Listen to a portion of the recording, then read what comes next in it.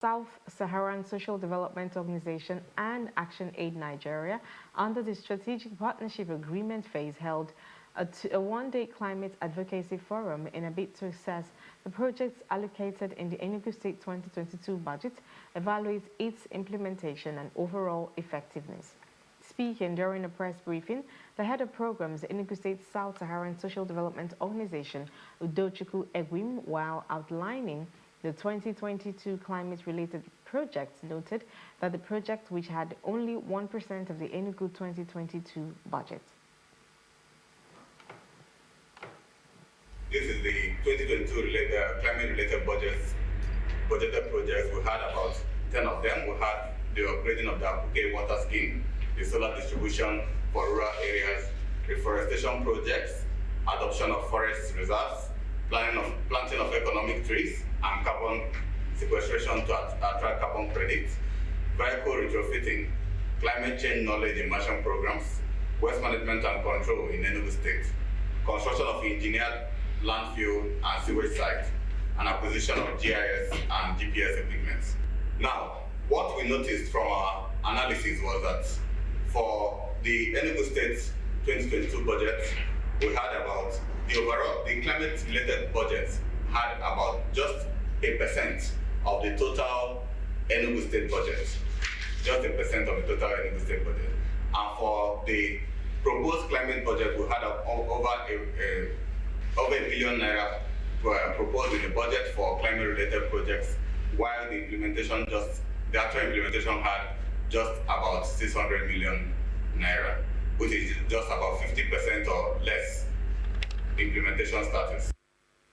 Of the allocations for the MDAs are yet to be released, which he said hindered the implementation of the project related to climate change, however, called on the government to release and prioritize the budget for the actual implementation of these projects.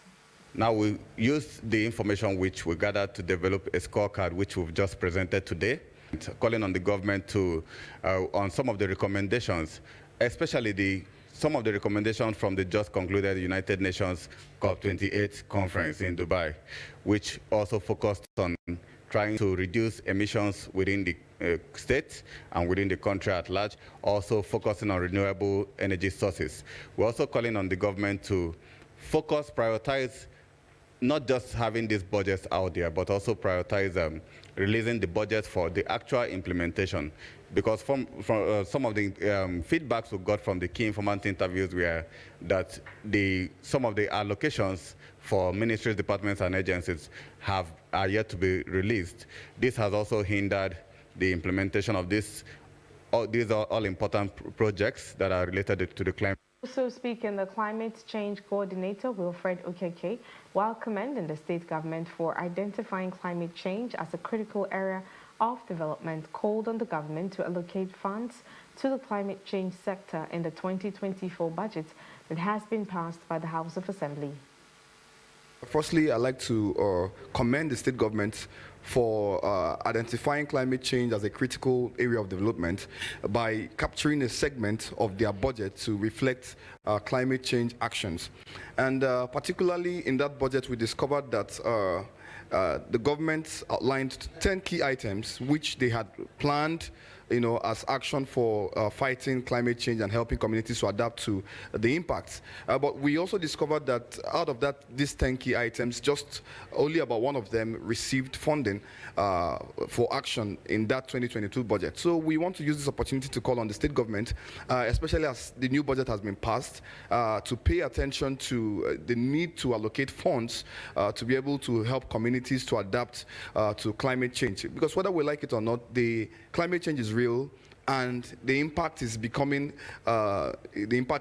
very worrisome, especially for communities whose livelihood depend on the natural environment. So government must be able to take actions to help communities to adapt. And again, government should also step up action in also helping to mitigate, joining global efforts aimed at mitigating climate. One-day forum held on Thursday, 27th December 2023 in Enugu brought key climate stakeholders, including government agencies, development partners, and private entities.